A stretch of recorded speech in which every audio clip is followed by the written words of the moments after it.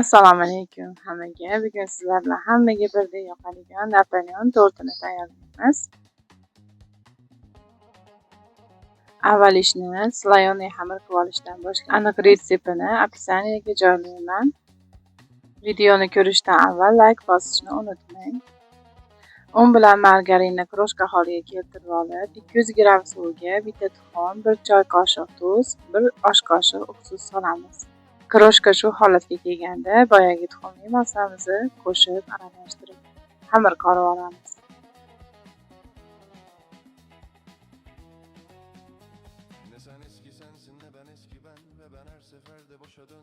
Xamirni qattiq qorimaymiz, yengil aralashtirib qorib olamiz.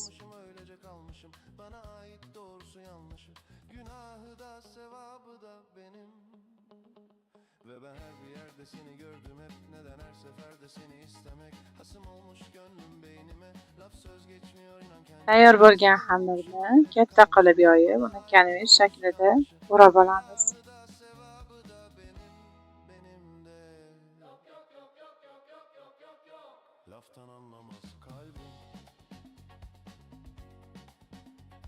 Xamirni 8 bo'lakka kesib, kamida 4 soatga muzlatgichga solib qo'yamiz.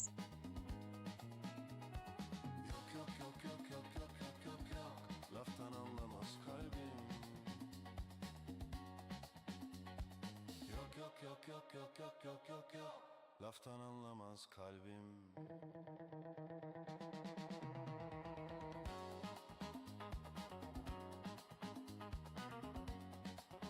Singan xamirlarimizni lis o'lchamida yoyib, vilka uramiz. 180 gradusda 7-8 minutda pishirib olamiz.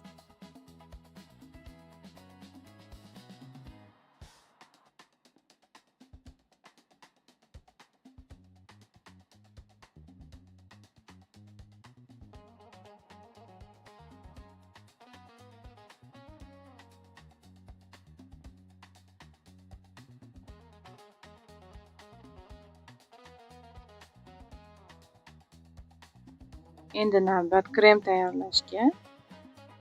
Idishimizga 1 kg молоко va 200 g maslani solib, mikserda aralashtiramiz.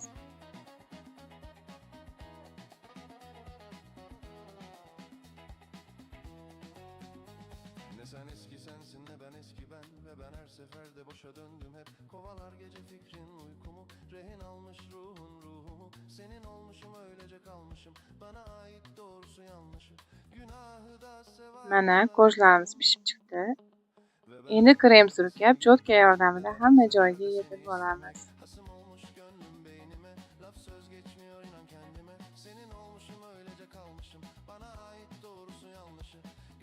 Ko'zlarimizga xuddi shunday ketma-ketlikda kremlarimizni yoyib, taxlab olamiz.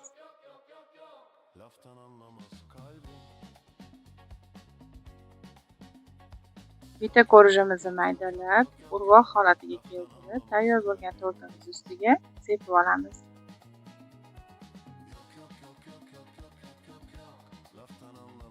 Tayyor bo'lgan tortimizni kamida 3-4 soatga muzlatgichga yuboramiz. Video yoqqan bo'lsa, like bosib obuna bo'lishni unutmang.